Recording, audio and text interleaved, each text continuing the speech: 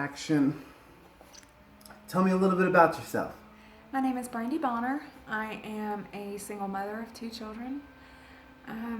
I'm currently dealing with a lot of health issues that require multiple surgeries, and I am trying my hardest to help fix a lot of issues, or at least be the voice to the voiceless for a lot of issues that are impacting the nation as a whole, and that really need a lot of direction and light shined on those issues.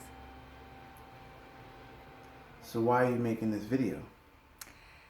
To be the voice to the voiceless predominantly, but to also share insight that I have, that I believe you have to experience something in situations in order to truly witness to those situations and effectively change those situations that are impacting those that majority of people don't know about. What do you feel the solution is? Well, I do want to speak on a subject that is raised a lot of eyebrows in America right now, that is in a lot of controversy, and that's gun control. Gun control is not the biggest issue at hand right now, because as represented by 9/11, anyone who has a desire to go on a mass murdering spree will take and conform an otherwise safe, inanimate object and turn it into a weapon of mass destruction. If we look at Sandy Hook, the issue at hand was not stricter gun laws, because that situation would have still happened with stricter gun laws in place, because the family had the right to carry and to own that weapon. It was the child who got access to the weapon and used it to kill people. The biggest issue at hand is mental health, and the lack of services and the lack of ability to help those who have a long history of mental health, or to at least diagnose it. There's a fear behind that, and I firsthand feel that fear, because on June the 6th of 2015, I lost my children because my daughter is mentally unhealthy. She's been admitted into multiple mental health institutes, but they only stay a few days to a few weeks. They go home, same thing, same situation. No coping skills. Yeah, you can have the counselors in place, you can have that, but what if it needs more than that? What if they need extensive rehabilitation? There's nothing in place for that. On top of that, you have other issues that are concerning in the mental health facilities. You have co-ed, which should not exist, because you have children having sex in bathrooms. It's a way for them to meet new boyfriends, girlfriends. They're not making mentally sound and healthy choices as it is, and you're sticking them in an environment with a lot of mentally unhealthy people. So they're not making cognitive choices that are for their best interest. And there's a lack of even attention to what's going on in there, because they're so scatterbrained with all these different unrelated mental issues that they're just cramming people in a room. You have minors having sex in bathrooms, and you have adults alike. And I feel that all mental health institutions, facilities, whatever, they need to be sectioned off. No co-ed community gatherings, no access to co-eds. And it really needs to be ran a lot stricter, and there needs to be more funds placed into the mental health aspect, rather than trying to control a gun. Try to help people get mental health. Statistics show that from 1997 to 2010, that the mental health issues increased by 80%. 80%, that's a lot. And there's still no support out there. There's really nowhere to turn. I lost my children for calling for help one too many times. I can't help that my daughter's mental health. There's nothing I can do about it except try to get her the help that she needs. But now I'm in a place of fear where I can't even call the police for help anymore. I'm afraid to do anything because she is mental health. And they ripped my children out of my lives. They're not following up. My daughter has not been getting proper mental health treatment. She has displaced that she's cutting herself, that she's suicidal still. They have done absolutely nothing. They didn't even call a mental health facility to address that. She's ran away twice. She's expelled from 2 schools. There's a lot of issues that are going on, and these didn't even go on when she was in my care. And right now she's in a mental health facility, and we're going through the same situations that we were going through before, except I don't even have the right to make decisions about my children, medical decisions, and I'm getting calls from their insurance companies because they're being medically neglected. My son is a special needs child. He has he can't see just any dentist. He needs to go to a craniofacial clinic. He needs braces, but they have to be specialized. And they're changing all their doctors, sending them to wherever, and I don't even know where they're going, and these doctors don't have their history. On top of that, how is it better for my daughter to not be in school? And telling my daughter that it's okay for her to do drugs, that's what teenagers do. No, it's not. Or it's okay for her to have sex because that's what teenage girls do. No, it's not. There's no one holding Child Protective Services accountable. On top of that, they have violated my parental rights to begin with. They violated my civil rights by telling me that I did not have the right to remain silent and forced me to answer questions that potentially put my life in danger, as well as my children. They have put my children in endangered environments. And a year ago, the first time that my daughter went to a mental health facility, I have on record stating that they agreed with the facility that the discharge plan was going to be that they were going to provide in-home services for my daughter and help me get her into a long-term treatment program. I wasn't even aware that they agreed with the facility on this, but I never heard from DFACS again until the night they removed me from my home and essentially made me homeless. I can't help the fact that I don't have income right now because I am physically unwell. I need multiple surgeries. They found a mass on my left breast. I need tons of testing that I can't get done. I need gallbladder surgery, and I can't get anything done to even progress my health, other than go to the hospital every month, twice a month, sometimes 3 times a month. I can't get my seizure medications, nothing, because they have taken away my insurance because my kids don't live with me. And the state of Georgia was given, or every state was given the option to base Medicaid on income solely. However, the state of Georgia elected not to implement that criteria and continue to do it the way they do, which is you have to have children under 18 living in the home and based on income, or disabled or blind or what have you. But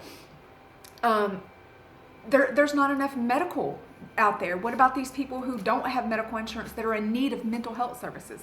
That could be prevented, but they can't get them because the requirements for Medicaid and insurance, instead of fixing the problems that are already there, we're implementing new things. Why don't we look at the situations at hand that really need to be adjusted and fix that? For example, Georgia said that it would cost $2 billion if they solely went on income for Medicaid. However, the federal government was offered to reimburse $37.5 billion. How are we losing money by taking advantage of this that was out there for everyone? And I don't feel the state should have individual rights to make decisions on medical insurance, especially when there are so many untreated mental health cases going on. The lack of income is also a big mental health factor. The lower the income, the higher the risk. Well, if you look at the statistics, there's a lot of single mothers dealing with children in mental health facilities. My daughter's heart was broken, and she was emotionally, mentally traumatized from age 4 when her father and I divorced. I can't help that. I was living in a battered, abusive relationship, and I could not raise my kids in that. In 2013, I lost my husband to brain cancer, and that has drastically impacted her, and to the point where she was in denial. And then at the 1-year anniversary of his death, that was the first time she was admitted into a mental health facility. Then I lost my mother in March of 2015, and it's just been one thing after another. But there is so little lack of resources, and on top of that, when you have DFACS workers that are medically neglecting my children, that are not making sure that they're even in the right programs or anything, and they're providing no services to towards reunification for my family. that is very disturbing when they've told my daughter that she will never live with me again. That has traumatized her, and she's voiced that this has put a lot of stress on her. It's put a lot of stress on me, on my son, and no one is even instilling values in them right now. This is just totally ripping families apart. Why not leave them in the homes that they're in, provide them services there, help get them to wherever they need to be? The problem was my daughter has mental health issues. The only thing that they have where I don't have my children is because they removed me from my home and made me homeless and then used it against me, and then I don't have income. I can't make disability process go any faster than it's going. I physically cannot work. I can't even function physically a solid month without going to the hospital. I'm in desperate need of surgeries. I have a mass on my breast. I mean, I am truly physically disabled, although not declared technically by disability. I see 6 different doctors. They all agree that I need to be on disability, and I can't rush the process any further. But how is it that my son can miss 16 days of school the first month of school, and he's in de facto custody, and they're not held accountable? If it were me, I would be in jail. I would have to pay a fine. How is it that my daughter can get expelled from not 1 but 2 schools, and they're not being held accountable? How is it that all this is going under the radar, and all I've been told is, I don't know how to help you. I don't have the ability to fix this. Well, who does? Because these are children that are falling through the cracks. These are families that's lives are being flipped, turned, switched upside down over some things that they may not even be able to help. I cannot help that I'm sick. I can't help that I've had 5 abdominal surgeries. I can't help that I need a 6th one. I can't help that I had complications from it. And this has really devastated my life, and it's not right that they can go and say and do anything just to get that federal check. And they have the right to just take children from their families with really no one to hold them accountable or responsible. And it's not right that they give me a case plan. I can't even work, which is predominantly medical, because I don't have the insurance. And I can't get income when I physically can't work. It's impossible. I'm working on disability, but even housing is not even good enough for them. They have flipped our lives upside down. And I'm saying I need help, and I've been saying that because they came in and disrupt our lives. All I've been trying to do is get my daughter in a long-term treatment program. I have seen tremendous results with this one program, and I've been trying since 2012. But I can never get before the judge because all she has to do is say, I'm going to kill myself. And the fact that she's ran away twice doesn't go before the judge. The fact that she's committing crimes, and they are turning her into a habitual criminal and never being held accountable because all she's got to do is say, I'm going to kill myself. And there is no one there speaking for us. They have violated my rights. If my daughter overdoses and gets put on life support, DFACS, who knows nothing about my children, has the right to say that we're going to pull the plug and let my daughter die. I have no right or no say-so over what happens to them, but I still have my parental rights, but they are violating them and not allowing me to implement them. There's no reason, because I've been taking care of them so all along, and they have been neglected more in the last 7 months than they have their entire lives, just since they've been in de facto custody.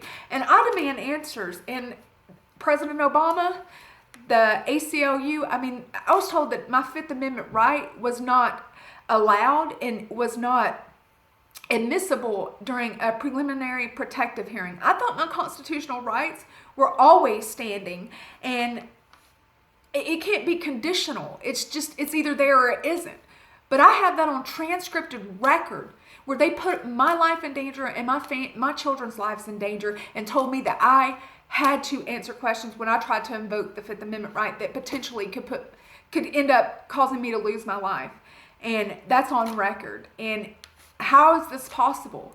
How is it that I can't call for help and get help without being punished? I'm being penalized because I called for help 1 too many times for my daughter, and I would do it again. If my daughter tells me she's cutting herself or she's going to kill herself, I'm going to call every time, because I've not let my daughter die on my watch, and I shouldn't be punished for it. And this is a direct violation of my parental rights. This is discrimination for me being low income, for me being disabled, for them causing me to be removed from my home and then using it against me in court, and no one is holding them accountable for the destruction they have caused in my children's lives. My son's been suspended from school in one way or another 3 or 4 times just in the first semester of school. That doesn't include the medical neglect going on. My daughter had inflammation of the heart. They didn't even see a specialist, didn't even get her medication. There was one time that the pharmacy called me and said that if someone didn't come pick up her medication, they were putting it back on the shelf. So I went and picked it up. I don't mind doing those things, but every time I would go to court with more information about my children, while I'm away from the home than they knew while they had custody of my children, they cut my communication out completely to where I only have 2 hours of visitation every 2 weeks with my children. And on top of that, this started in June. I've only visited with my children through their supervised visitation lady twice. And once with my son, twice with my daughter. How is that right? How is that fair to just rip our lives to pieces like that? It's not right. And they have destroyed my family. And I'm already suffering enough. My children are already suffering enough. And how is any of this in the best interest of my children? My daughter is going to age out in 1.5 years, and I will not be able to get her the help she needs if someone doesn't stand up and represent us properly right now. And that's all I want to say, is that I know that there are so many other people going through this, and it's not right. And there needs to be a certain standard held to Child Protective Services, that they can't keep doing this to people because they're given all the power to take children from parents, but just to get the federal check from the government. But once they take them, they don't even know what to do with them anymore. They just throw them here and there, and they don't even care if they're thriving as long as they're getting that check. And this is not in the best interest of the children of America. And it used to not be this way, but it's getting worse and worse and worse. And something needs to be done, because this is a whole generation of children. And the reason I believe the two go hand in hand, you cannot expect a child to thrive and to be mentally at 100% when you are ripping their lives apart and bashing their mother for no reason and telling them that they'll never live with their mother again and just destroying everything that they've ever known, and then expect them to thrive, especially when they're already having problems adjusting and coping with loss. That is just adding fuel to the fire, and it's not their fault that they're having problems coping and adjusting, but why destroy their lives even more? And I want to see something happen to where there is a standard that's set, that these people in Child Protective Services and in Department of Family and Children Services, Human Services, a standard that they have to set, have to be accountable for. A standard set before them that they have to adhere to, and a streamline of someone that we as Americans, as citizens, as parents can reach out to whenever they're not complying, and not make it so difficult, because I know Senator Thompson's well aware of what's going on with my situation. I know I've contacted Congress, I've contacted everyone, and all I'm told is, I don't know how to help you. That's not within my power. I don't know what to tell you. That's not in my jurisdiction. They are given so much jurisdiction to take away, but none to give back. And they are not helping families to reunify. They are keeping them as long as possible in order to get that check. And then parents are given a year to work that case plan. And if they can't work it within that year, they take their parental rights. And so if I can't get disability in time, I'll lose my children and my parental rights, all because my daughter is mental health and I called for help one too many times, but she's not thriving in the system she's in now. And how is that in the best interest? And I'm just asking for help. I'm praying that someone hears this, and if there's people out there that are going through what I'm going through, or anything similar, or your own situation, reach out. Let's band together. Let's demand answers. Let's demand retribution. Let's demand that someone stand up for our children before it's too late. And I just appreciate everyone for taking the time to listen. This is not a video I wanted to make. It's a video I felt that I have to make, because I'm all my children have, and my first job is to protect them, and my hands are tied, and there's nothing I can do. And I don't know what else to do or where to turn, but I've reached out to everyone I possibly can. And I just hope that this helps someone else out there. And I just hope it invokes change, most of all, because there's a desperate need for change in this system that is failing us. Thank you all so much. God bless and have a great day.